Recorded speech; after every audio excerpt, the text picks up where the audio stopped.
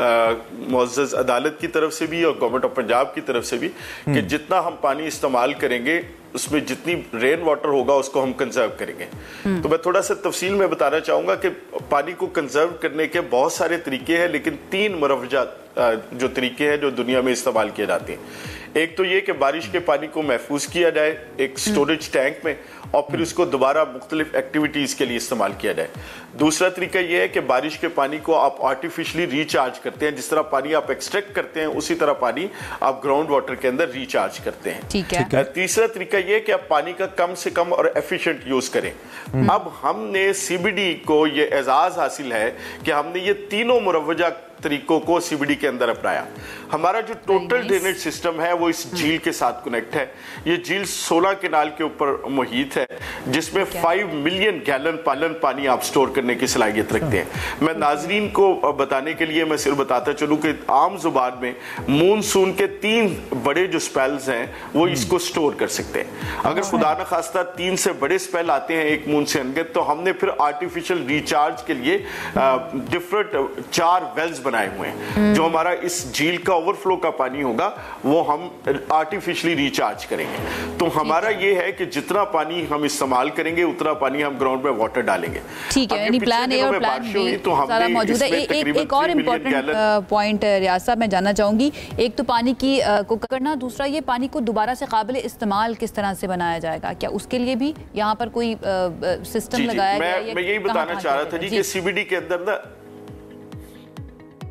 जी मैं यही बताना चाह रहा था कि सीबीडी के अंदर हमारी इस वक्त कंस्ट्रक्शन एक्टिविटीज चल रही है, जिसमें 2 हमारे हाई राइज टावर हैं, हाईक्यू डेवलपर और जमीन। ये जितना पानी हमने पिछले दिनों बारिशों का हमने जमा किया था, ये सारा का सारा हम कंस्ट्रक्शन एक्टिविटीज के अंदर इस्तेमाल कर रहे हैं। हमारे यहाँ 16% एरिया है जो ग्रीन है, उसकी गार्डनिंग के लिए हम इस पानी को इस्तेमाल करेंगे। हम सड़कों की सफाई सुथराई के लिए पानी इस्तेमाल करते हैं, उसके लिए इस्तेमाल करेंगे। और इसी पानी को हम जो हमारी जो फ्लश सिस्टम्स है, पब्लिक फ्लश सिस्टम्स है, उसके लिए इस्तेमाल करेंगे। और जो एक्स्ट्रा वाटर होगा उसको हम ग्राउंड वाटर में रिचार्ज करेंगे।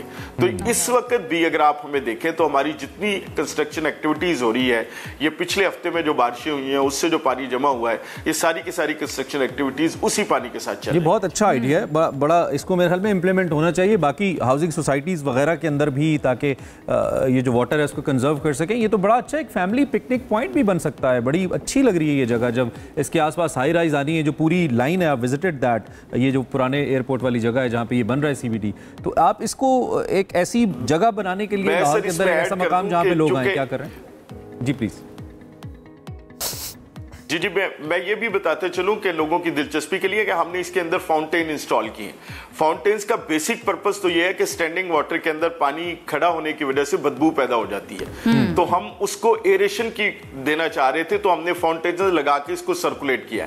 अब ये फाउंटेन्स 100 फीट हाई है, तो ये लोगों के लिए एक रिक्रिएशन का बाइस भी है।